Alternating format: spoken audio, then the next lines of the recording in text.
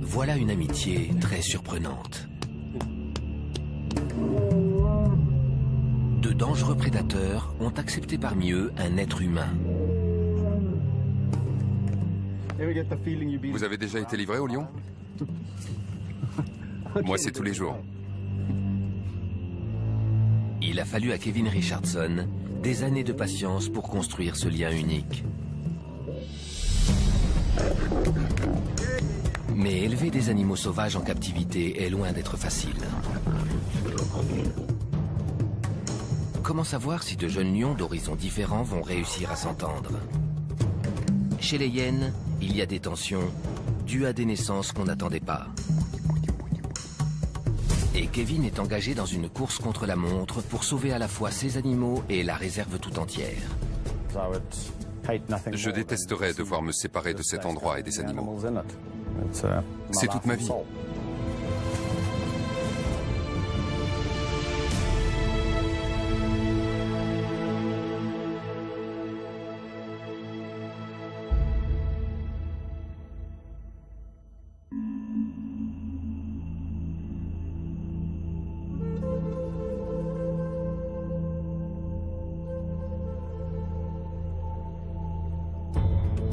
Nous sommes en Afrique du Sud, au royaume du Lion Blanc, une réserve privée de 700 hectares dirigée par Kevin Richardson. Elle abrite certains des prédateurs les plus redoutables et les plus rares d'Afrique. Panthères noires, hyènes et lions. Et voici une des plus grandes troupes de la réserve, celle des grands rois.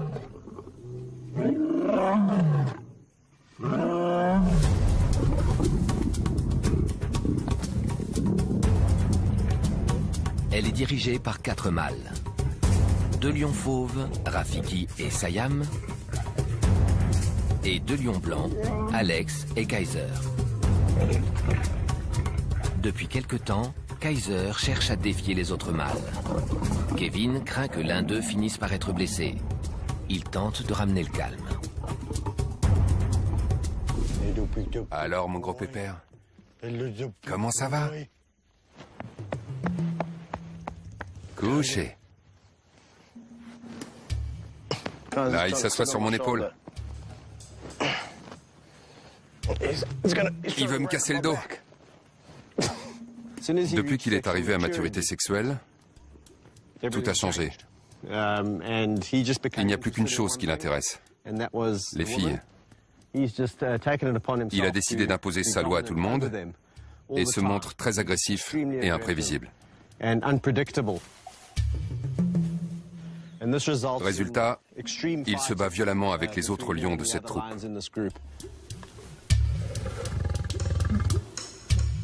Une lionne en particulier est l'objet de son affection, Ishka.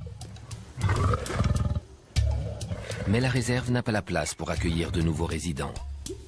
On a donc posé un implant contraceptif à toutes les femelles. Comme elles ne sont plus en chaleur, les mâles n'ont plus l'occasion de s'accoupler. Ils sont frustrés et parfois agités.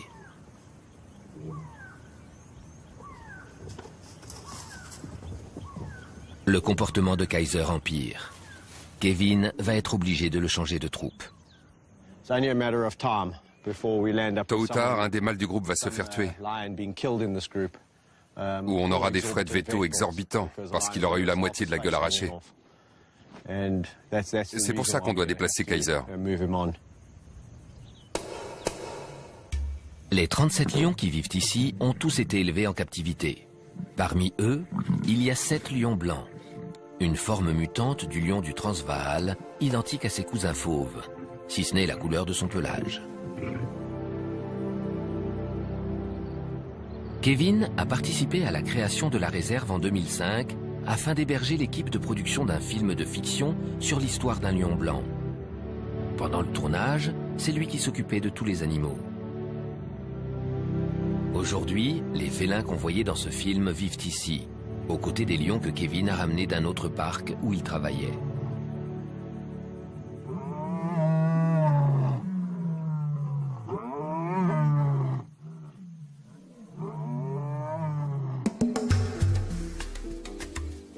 Kevin se considère comme responsable des animaux dès leur naissance.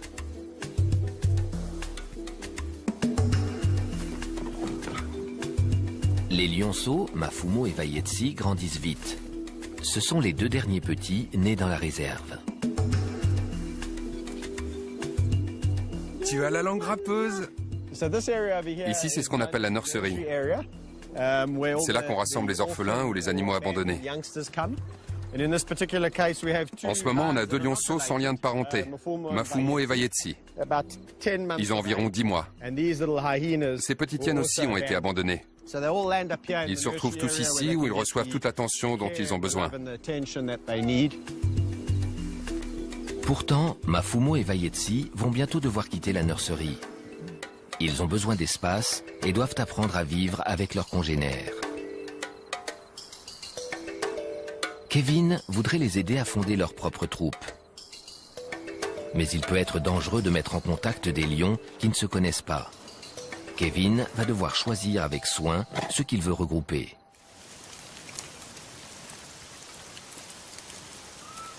Outre les tracas liés à la gestion quotidienne des animaux, Kevin est confronté à un problème pressant.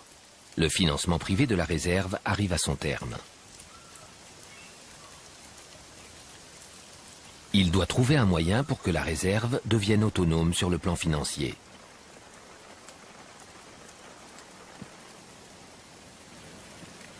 Si le film marche bien, il rapportera peut-être de quoi assurer l'avenir immédiat de la réserve, ce qui laissera à Kevin plus de temps pour trouver une solution.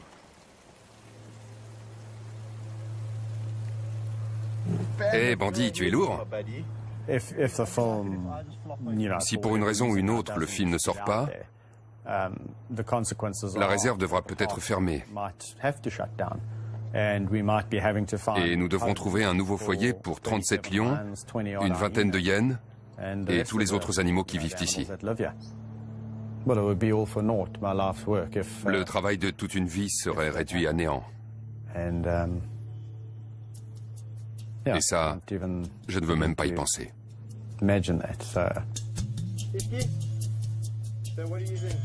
Kevin s'inquiète aussi pour sa propre famille. Aujourd'hui, sa femme Mandy est venue avec leur fils Tyler, qui voit les lions pour la première fois. Les difficultés inhérentes à la gestion de la réserve pèsent lourd sur le couple. L'administration d'une réserve de cette taille est un souci permanent. Si on ne trouve pas le financement, qu'adviendra-t-il des animaux? C'est notre priorité à Kevin et moi. Une autre troupe est agitée par des luttes de pouvoir. Une fois de plus, Kevin va devoir intervenir. Tristan, Zippo et Nash commencent à faire les frais de l'autorité de leur père. Il a pris une raclée.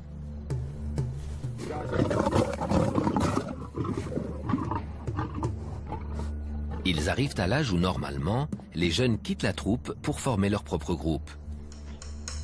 Kevin doit agir avant que l'un d'eux ne soit blessé. Il a décidé de former une nouvelle troupe avec ses 3 jeunes et 3 autres. Bobcat, Bandit et Gabi. Si les présentations se passent bien, il y aura moins de risques d'affrontement. Aujourd'hui, c'est un jour important. Tristan, Zippo et Nash vont quitter leurs parents et venir vivre avec le groupe de Bobcat et Bandit. On prépare cette opération depuis 2 semaines et ça se présente bien. Enfin, je sais pas. C'est ça qui est intéressant d'ailleurs. On ne sait jamais. On le fait 10 fois et ça se passe bien et la 11e fois ça rate. C'est une lourde responsabilité. Kevin connaît bien la dynamique de chaque troupe. C'est un avantage. Mais il y a une petite complication. Je vais te chatouiller, moi. Tu vas voir. Voici Spunny. Cette hyène a été élevée au biberon en compagnie de Bobcat, Bandit et Gabi. Cette association peu banale fait mentir l'idée qui veut que les lions et les hyènes soient des ennemis jurés. Spunny ignore comment se comporter avec ses congénères. Aujourd'hui, s'il devait vivre avec d'autres hyènes, il se ferait certainement blesser grièvement. Pour sa propre sécurité, il restera dans la troupe des lions, où il a un statut de membre honoraire. Avec les lions, il a une chouette vie. Il fait partie de la troupe, ils sont très relax. Ces deux animaux sont très sociaux et ils s'entendent très bien. On y va. Allez, montez. Spunny acceptera-t-il la présence des nouveaux venus, Tristan, Zippo et Nash, dans sa troupe? On va les lâcher et voir comment ça se passe. Surtout avec Spunny. Je ferai le point à 14 h, l'heure à laquelle on les nourrit. Et si tout se passe bien, on les nourrira ensemble. Si je sens que c'est tendu, peut-être qu'on les ramènera là-bas.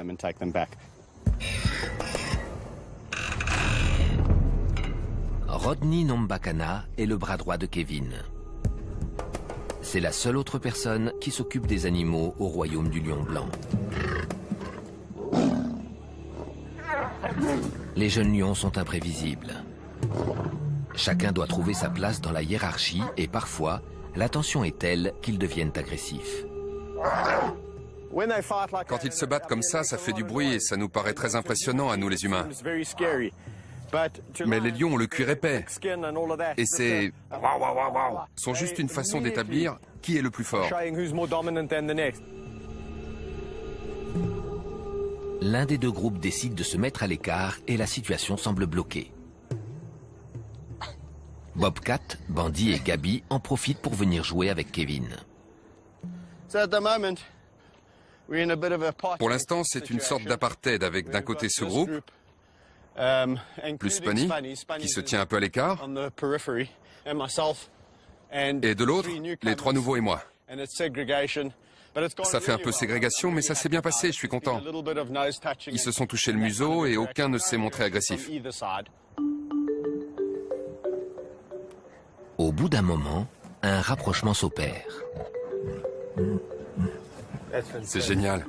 Puis c'est au tour de Spunny de trouver sa place au sein de la nouvelle troupe et de faire le fou. La hyène a gagné.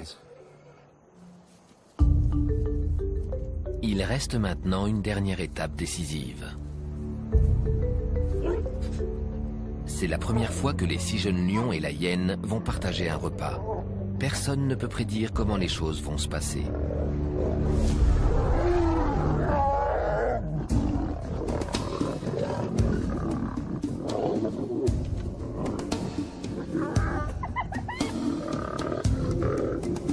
Kevin a baptisé cette nouvelle troupe les ados terribles.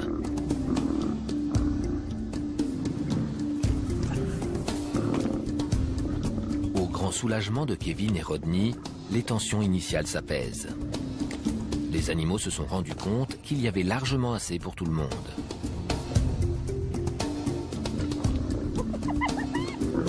Quant à Spunny, il fait en sorte de partir avec la part du lion. Pour le moment, la nouvelle troupe semble bien partie. Mais dans les semaines à venir, Kevin compte leur adjoindre 2 autres lions, à condition qu'ils soient acceptés.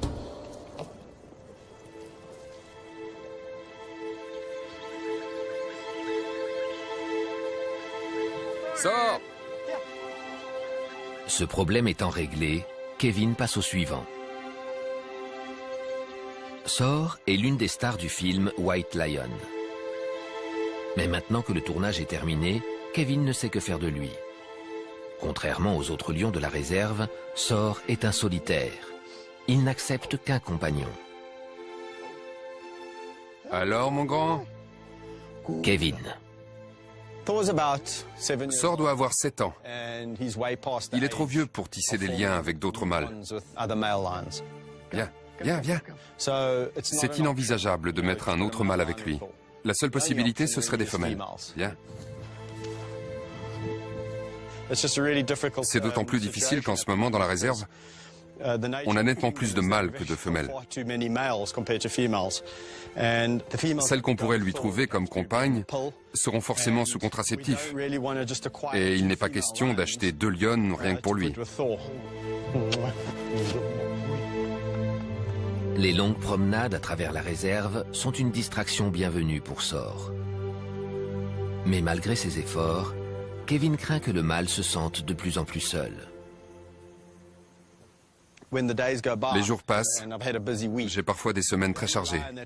Mais le seul à qui je pense tout le temps, c'est Sor, parce qu'il a besoin d'amour et d'attention. De tous les lions avec qui je vais me balader, c'est mon préféré. Je sais à quel point il a besoin de ça. C'est important pour lui qui vit en vieux célibataire. Dès qu'il me voit, c'est « Hey Kevin, on va se promener, on va faire un grand tour ». C'est pour ça que j'essaie de l'emmener plus souvent que les autres qui ont déjà de la compagnie. Alors mon grand, qu'est-ce que tu as fait de beau? Tu t'amuses? Kevin est conscient qu'il ne remplacera jamais un vrai lion et qu'il doit trouver une compagne à Sor. Bien. Mais il en faudrait une qui puisse lui correspondre. Au royaume, seules 2 lionnes pourraient faire l'affaire, Kusasa et Sibindi. Mais cela obligerait Kevin à séparer des lions qui s'entendent bien pour former une nouvelle troupe sans garantie de succès. Car rien ne dit que Sor acceptera ces 2 femelles. Et tant qu'elles ne sont pas sous contraceptif, Kevin ne veut pas courir le risque.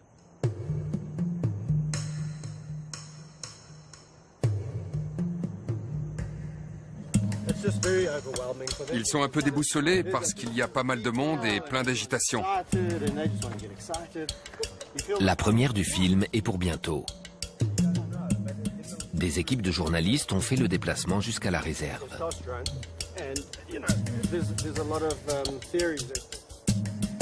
Kevin en profite pour mieux faire connaître le royaume du lion blanc.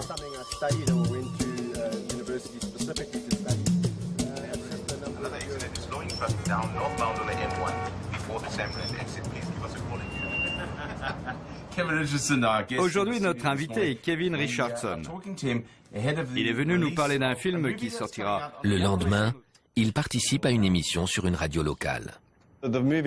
Au départ, le film devait être un documentaire, un peu comme La Marche de l'Empereur. Mais au fil des ans, ça a évolué. Vous faites partie de cette troupe? Oui. En fait, c'est une dynamique très complexe. C'est l'occasion pour lui de toucher une audience plus large. Un lien très fort avec eux.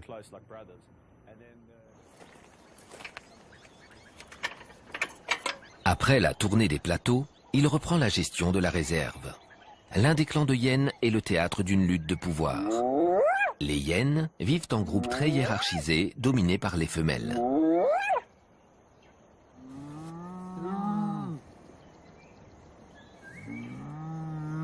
Elles utilisent un langage corporel et un système de vocalisation complexe pour communiquer et établir la place de chacune dans la hiérarchie.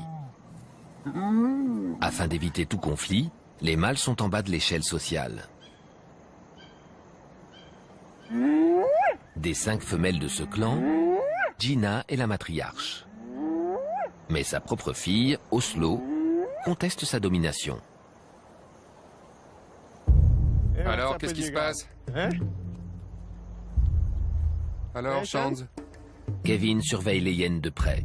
Ce matin, il remarque que plusieurs d'entre elles ont un comportement étrange. Hey, qu'est-ce qui se passe? Vous êtes bien agité. Il y a une raison à cette agitation. Kelly? Qu'est-ce que t'as?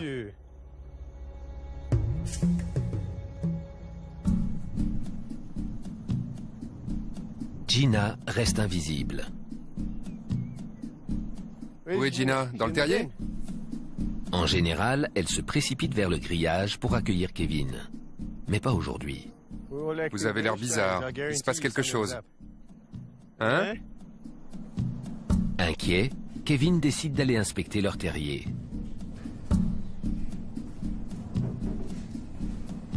Une grosse surprise l'attend. Ça alors? Elle a eu des petits. 3. Elle en a 3. C'est très inhabituel. Salut, toi. C'est la première fois qu'elle en a 3. J'ai l'impression d'être un môme qui déballe ses cadeaux le matin de Noël. On ne voyait pas du tout qu'elle était pleine. Les petits doivent avoir quelques heures. Ils naissent les yeux grands ouverts. Ils peuvent voir et marcher. C'est étonnant qu'elle soit aussi calme. Gina est une mère très protectrice. Elle peut être féroce. Elle protégera ses petits à tout prix.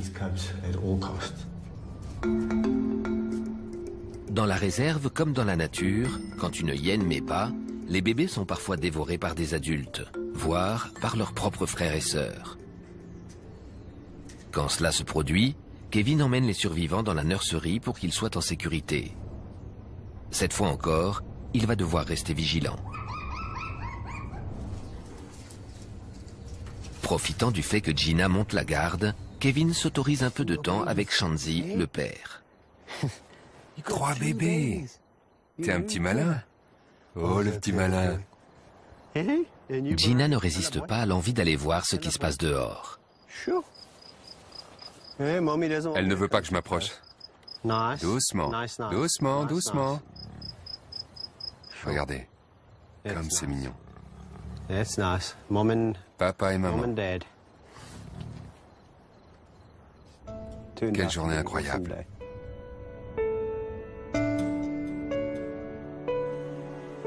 Une des plus belles récompenses de Kevin est de voir les jeunes parvenir à l'âge adulte. Parmi ses préférées, il y a 2 lionnes qu'il a sauvées alors qu'elles étaient encore toutes petites.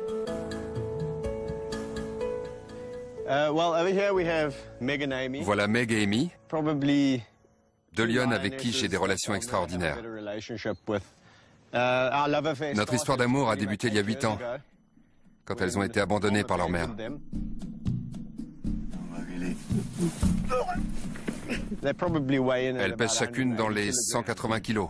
Mais elles ont un caractère complètement différent. Elles ont été élevées de la même façon, avec les mêmes soins, le même amour et les mêmes règles de discipline. Mais Amy est plutôt réservée et parfois de mauvaise humeur. Alors que Meg, elle, est la lionne la plus turbulente et la plus joueuse que je connaisse. C'est pour ça que je peux même aller me baigner avec elle. Elle est très confiante. Si je vais dans le fleuve, elle m'accompagne. Comme beaucoup de félins, les lions détestent l'eau. Le comportement de Meg est un signe de la confiance extraordinaire qu'elle témoigne à Kevin. Quand une grande lionne adulte vient frotter sa tête contre la vôtre et vous lèche avec sa langue râpeuse comme du papier de verre, vous ne pouvez pas l'en empêcher. C'est sa façon de montrer son affection. Alors on serre les dents et franchement, ça vaut le coup. Depuis 12 ans qu'il travaille avec les félins, Kevin a fait l'objet de critiques. Certains lui reprochent de prendre trop de risques.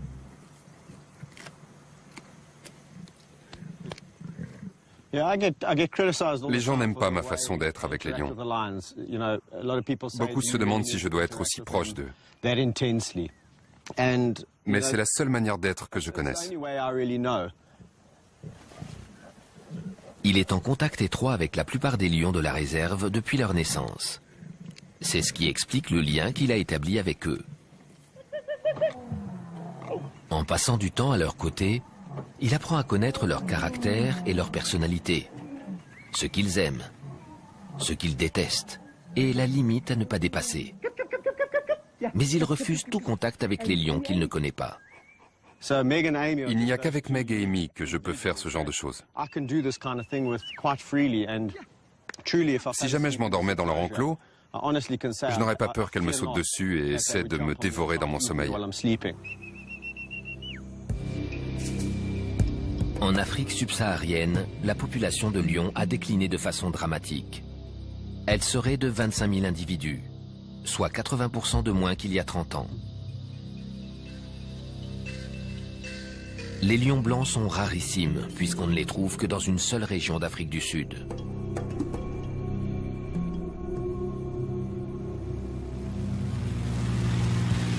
Kevin va bientôt découvrir par lui-même pourquoi les lions blancs ont tant de mal à survivre dans leur environnement naturel. Il a été invité à la réserve animalière privée Timbavati. Située dans le nord-est du pays et mitoyenne avec le parc national Kruger, elle couvre une superficie de plus de 20 000 km². Entre 2006 et 2010, Sur les 11 lions blancs nés dans cette zone, seuls 3 ont survécu.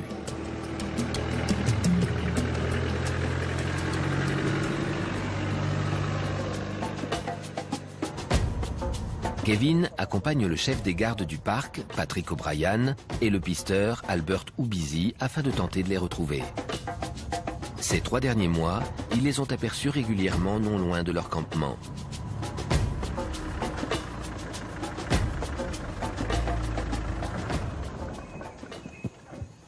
Là, des traces. Elles vont par là. La chance est avec eux.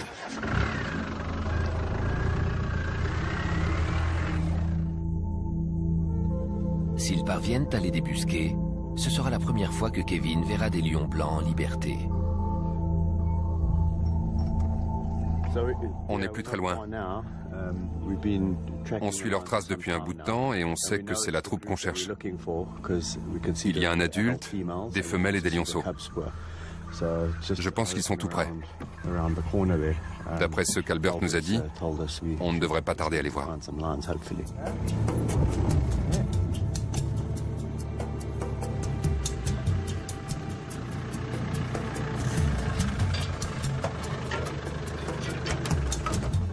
Kevin ne s'était pas trompé.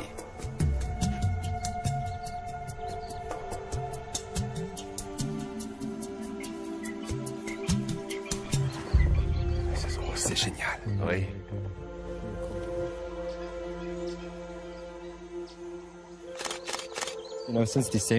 Depuis décembre, ils sont dans cette zone et ne s'éloignent pas beaucoup du campement, ce qui est super pour nous. On les voit tous les jours. Les lions blancs sont porteurs d'un gène récessif rare, responsable de l'absence de pigmentation de leur pelage. Mais il ne s'agit pas d'animaux albinos. Ils ont les coussinets et les babines noires, et souvent les yeux bleus au lieu du brun doré habituel. Dans cette région, les lions fauves sont également porteurs de ce fameux gène. Comment est constituée cette troupe? Donc là, il y a 2 blancs et 2 fauves. Qu'y a-t-il d'autre?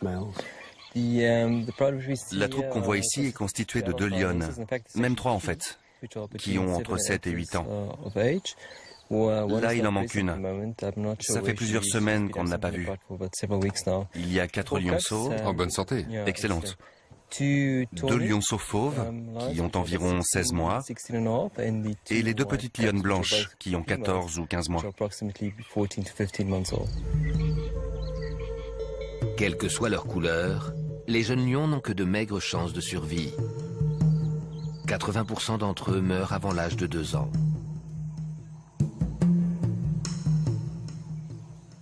Une des pires menaces pour les lionceaux est un mâle dominant qui s'empare du pouvoir et essaie de tuer les rejetons de son rival. Du coup, c'est encore plus difficile pour les blancs de survivre. On sait que la mortalité est très élevée. C'est vrai. Mais le fait que cela ait atteint l'âge de 14 mois est très bon signe. Heureusement, ce sont 2 femelles. C'est très important pour nous et pour la troupe. Ça veut dire qu'elles ne la quitteront jamais. Les lionnes sont le pivot d'une troupe. Comme elles vont rester ici, on va pouvoir les voir grandir et devenir adultes. C'est vraiment génial. Tu imagines revenir dans 2-3 ans et voir ces grands adultes en train de chasser? Je reviendrai, c'est sûr. Très impressionnant. En captivité, les lions blancs sont plus nombreux que dans la nature grâce au programme de reproduction. Mais dans leur habitat naturel, leur meilleure chance de survie est que l'homme protège la population déclinante de lions fauves porteurs du gène. Dans ma réserve, il y a plusieurs lions blancs. J'ai toujours pensé qu'il fallait préserver le gène chez les individus fauves de cette région. Et quand on m'a parlé de la naissance de ces lionceaux, je me suis dit que ça prouvait que les fauves portaient bien le gène. Les 2 mères ont un pelage fauve. Ça montre qu'une lionne blanche n'est pas la seule à pouvoir mettre au monde des lionceaux blancs. Ça veut peut-être dire que le gène blanc est plus fort qu'on ne le pense. C'est une raison supplémentaire de protéger les lions fauves dans cette zone. Exactement. Cette région est la seule où on les trouve encore dans leur environnement naturel. Cette visite a permis à Kevin de réfléchir au rôle que le royaume du lion blanc pourrait jouer dans la protection des lions. S'il parvient à transformer le parc afin de l'ouvrir au public, il espère que cela encouragera les gens à se battre pour la sauvegarde des lions dans la nature. Mais d'abord, il doit trouver un moyen de sauver la réserve. Et il va bientôt savoir ce que pourra apporter le film.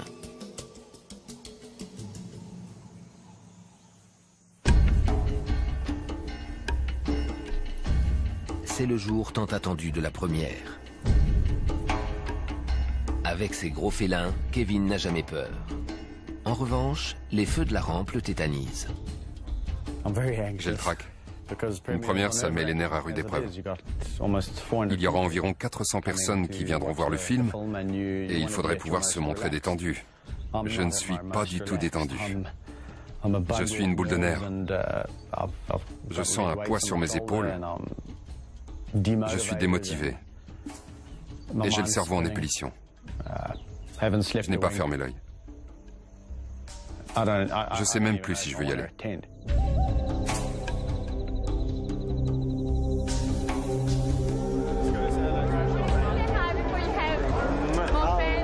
Malgré son trac, Kevin fait bonne figure pour la presse. C'est délicat de travailler avec des animaux capables de vous dévorer. Ce monde, qui lui est étranger, pourrait servir les intérêts de la réserve. Si le film marche bien en Afrique du Sud, il sera peut-être distribué dans d'autres pays. Il a fallu 4 ans pour le réaliser. Quand un lion ne veut pas faire un truc, il ne le fait pas. Et mieux vaut l'écouter. Absolument.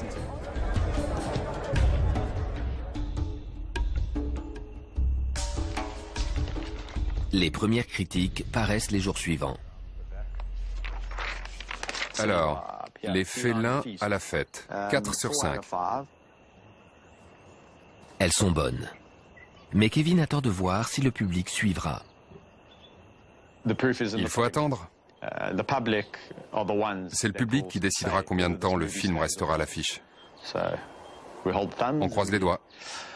L'attente va être longue tout le week-end, jusqu'à ce qu'on ait les chiffres. Pour passer le temps, il décide de rendre visite au grand roi et de voir où en est Kaiser. Il doit absolument lui trouver un nouvel endroit pour mettre fin aux bagarres qui l'opposent aux autres mâles de la troupe.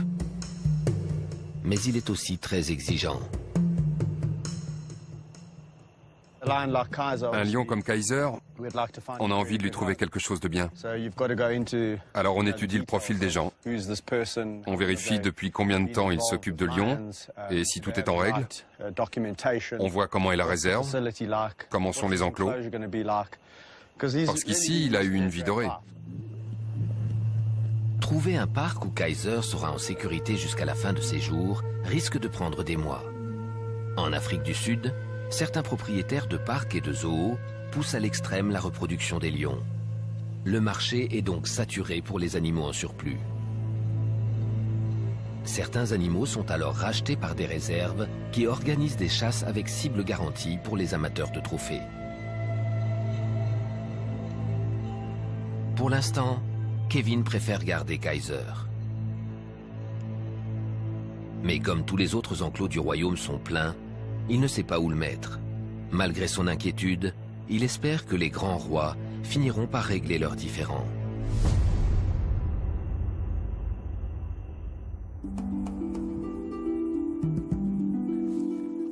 Dans la nurserie, Mafumo et Vayetsi approchent de l'adolescence. Trop grands pour rester dans l'enclos, ils vont devoir aller vivre avec d'autres lions.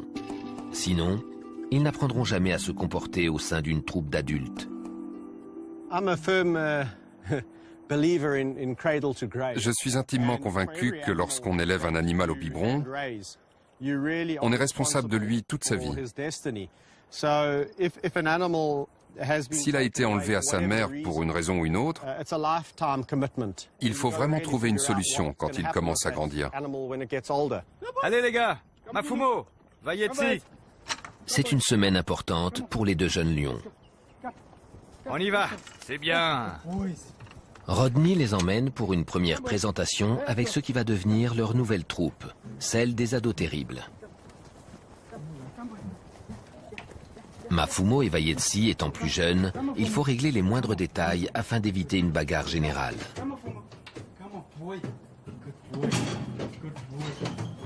Dans la nature, comme en captivité, les lions établissent leur place au sein de la hiérarchie de façon violente.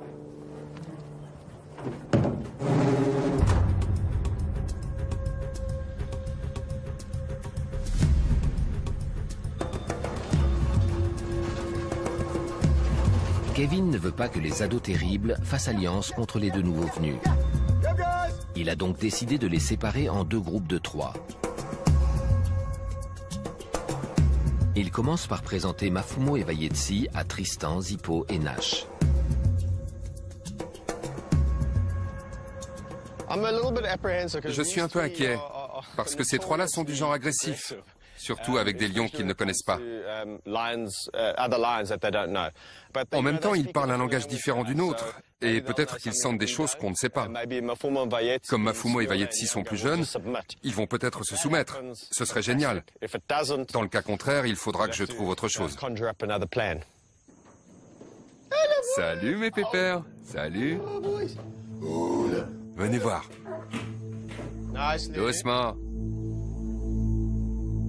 Qui c'est? Regarde, ils sont tout gentils. Malgré les inquiétudes de Kevin, les jeunes lions bagarreurs restent calmes.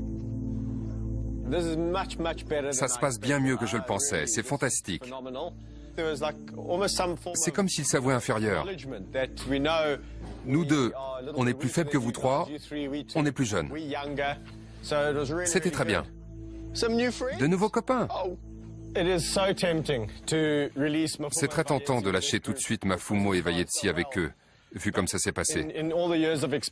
Mais depuis toutes ces années, j'ai appris une chose. L'excès de confiance n'est jamais bon.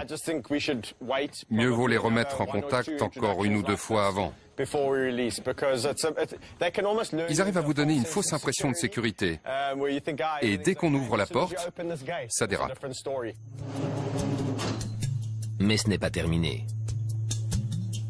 À présent, Mafumo et Vayetsi vont faire la connaissance de l'autre moitié des ados terribles, les plus imprévisibles. Bandit! Bobcat, Bandit et Gabi sont les plus âgés du petit groupe.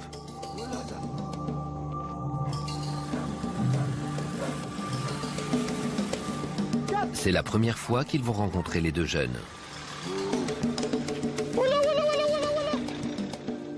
Au cas où ils s'allieraient contre eux, Kevin décide de ne pas laisser sortir Mafumo et Vayetsi. Mais dès que le trio s'approche, Vayetsi se montre agressif et provoquant.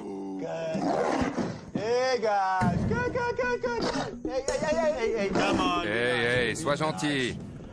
Sois gentil, Vayetsi, pourquoi tu fais le méchant? Sois sage.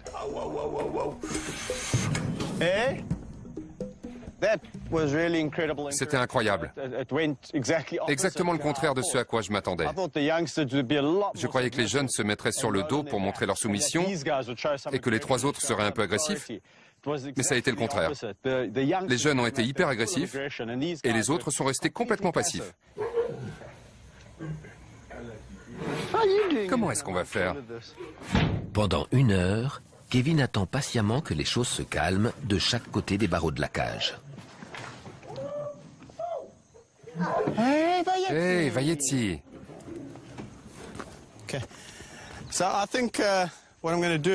Je crois que je vais les lâcher tous ensemble. On a déjà fait ça 2 fois. Ils ont tous l'air de s'en moquer. Le seul qui fasse preuve d'agressivité, c'est Vayetsi, parce qu'il est inquiet. Mafumo est tout à fait détendu, et les 3 ne feront rien de méchant. Si jamais les jeunes se rebiffent, les autres vont brailler un coup et ce sera terminé. Je vais les laisser sortir. Sois gentil, d'accord? L'attitude bravache de Vayetsi ne dure pas. Bobcat et Bandit en profitent pour s'en prendre à lui. Kevin n'a pas d'autre choix que de mettre fin à la bagarre avec une bombe au poivre. Stop, stop, stop, stop, stop, stop. Stop, stop, stop, stop, stop. Stop.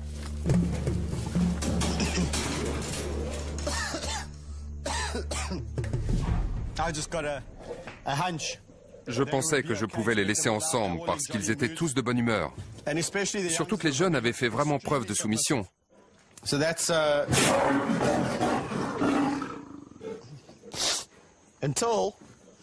Mais Monsieur Bandy a décidé de s'en prendre à eux. Suivi par Bobcat qui est arrivé par derrière. J'ai dû désamorcer la situation avec l'aide de ma précieuse bombe au poivre. Sage. Soyez sage. Kevin emporte toujours un spray pour stopper les bagarres qui risquent de mal tourner. Pris au milieu, il risquerait d'être grièvement blessé par un coup de dent accidentel. Il est extrêmement rare qu'il s'en serve, mais cette fois-ci, c'est lui qui en a fait les frais.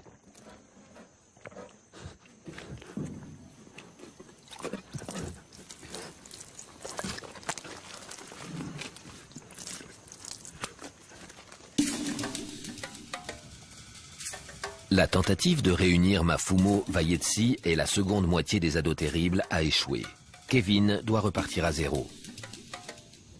De toute évidence, l'opération va s'avérer plus compliquée que prévu.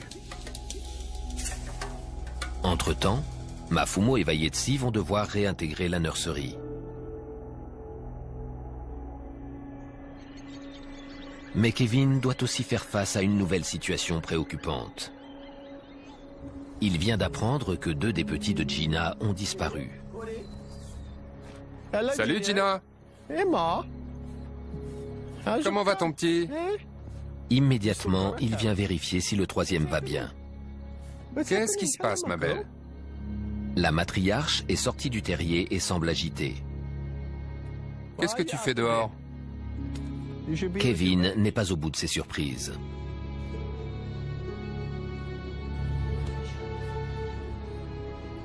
Il y en a 3. Salut Gina. Il y a 3 bébés. Je n'y comprends plus rien. Vous n'allez pas le croire. C'est Oslo. Ce doit être ses petits. Je ne savais même pas qu'elle était pleine. Bonjour ma fille. Bonjour Gina. Le dernier petit de Gina est toujours vivant, mais sa fille Oslo s'est installée elle aussi dans le terrier pour mettre bas 2 petits.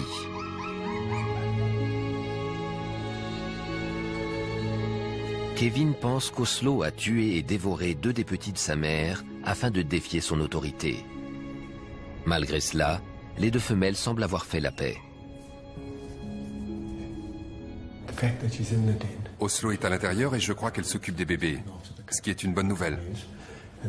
Et l'autre bonne nouvelle, c'est que Gina et elle sont toutes les 2 dans le terrier et qu'elles ne se battent pas. Et les petits ont l'air d'aller bien. C'est super.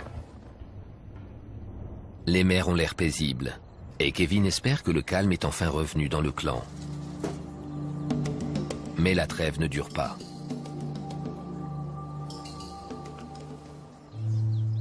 Qu'est-ce qui se passe ici? Quelques jours plus tard, 2 petits de plus ont disparu. Kevin tente de les retrouver. Mais qu'est-ce qui se passe? Hein? Gina est de nouveau sortie, ce qui n'est pas de bon augure. Elle semble plutôt calme et amicale. C'est justement ce qui m'inquiète. Si elle avait un petit, elle serait nettement plus prudente et protectrice. Gina n'est pas la seule à se comporter bizarrement. Sa fille Oslo et Shanzi, un des mâles, ont la queue dressée. Un signe très clair d'agression vis-à-vis de Kevin. Il se montre un peu trop agressif. On ne va pas traîner.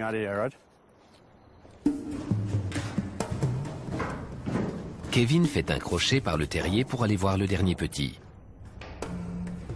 Voyons si j'arrive à la tirer jusqu'ici. C'est dingue.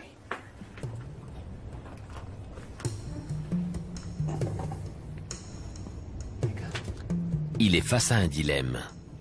Laisser le petit avec sa mère naturelle, dans l'espoir qu'il survivra, ou l'emmener à la nurserie. Il y a eu du grabuge dehors. J'ai cherché partout et je n'ai pas trouvé les 2 autres bébés. Apparemment, Gina a tué un des petits d'Oslo. Et Oslo, pour se venger, a tué le dernier rejeton de sa mère. Résultat, Gina n'a plus de petits et Oslo n'en a plus qu'un. Si je laisse celui-ci ici, j'ai peur que très vite, il soit tué. Viens, bonhomme. Kevin a pris sa décision. S'il veut que le bébé hyène ait une chance de survivre, il doit le mettre à l'abri du clan.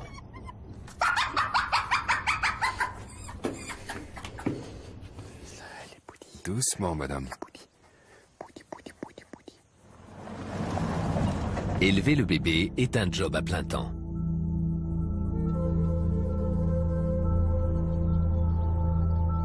C'est aussi une bouche de plus à nourrir. Kevin est impatient de savoir si le film sera ou non un succès.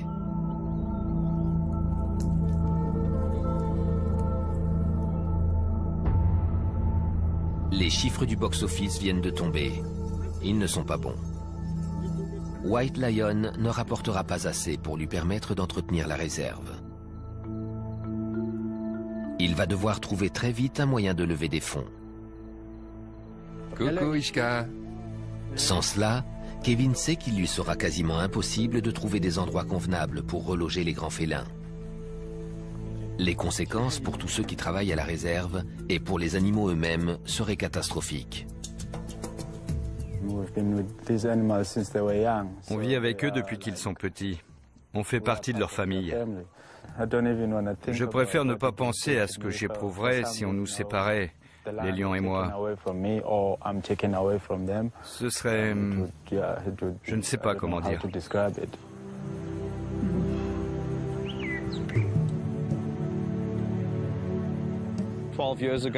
Il y a 12 ans, j'ai fait un pacte avec 2 lions appelés Tao et Napoléon. Je m'étais promis de m'occuper d'eux jusqu'à la fin. C'est un engagement de toute une vie. Et je ne vais sûrement pas jeter l'éponge à cause de problèmes financiers. Les semaines à venir seront décisives. Le temps presse pour sauver le royaume du lion blanc.